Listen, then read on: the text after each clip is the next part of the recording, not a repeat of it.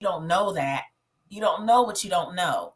And then I think that they also are subject to a lot of fraud. People who are Mm. impoverished, they're also subject to a lot of fraud and fraudulent people who can come into their lives and just tell them anything.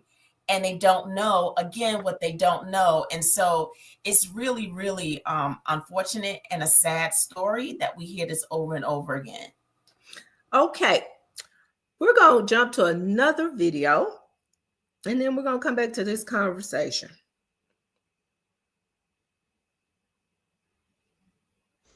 Hey y'all, I just want to jump on here real quick. I'm currently at one of my present job sites. People sometimes say to me, "You're still working?" Yeah, I'm still working. Just because my son is in the NFL does not mean I need to retire. Now, don't get me wrong. If your son is in the first, second, third round draft, he's invested his money well, he should be good.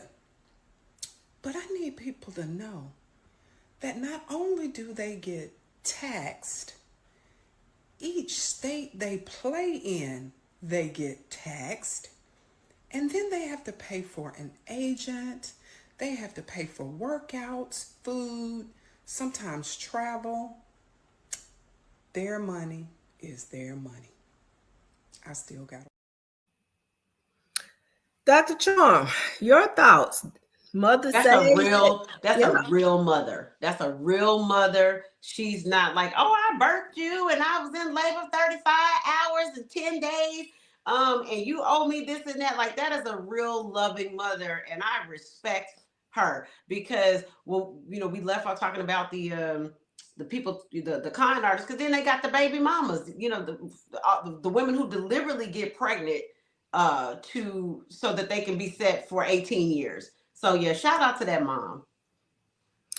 Dr. Felice. So she says every player is not making the multi-million dollars. They're not signing a multi-million dollar contracts. They may just be signing $1 million contract.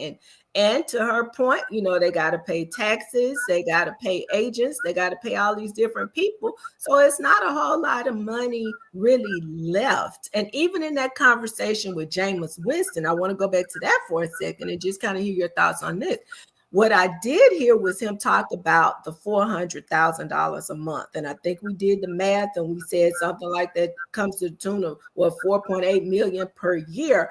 But we haven't even talked about the fact that out of 8 million, you still got to pay taxes. You still got to pay your agents. You still got to pay all these other people around you.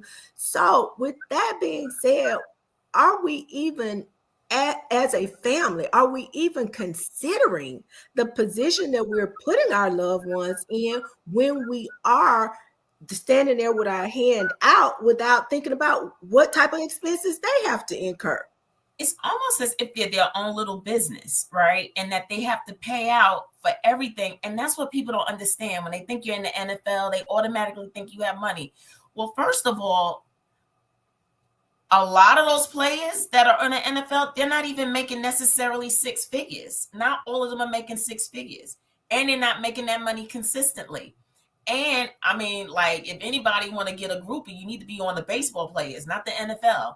And so, like, and the NFL is even more subject to getting hurt. So it's so many different factors that I'm glad she pointed out. We got to educate people. We always assuming in people's pocketbooks, and we don't know what their pocketbooks really look like and what it entails.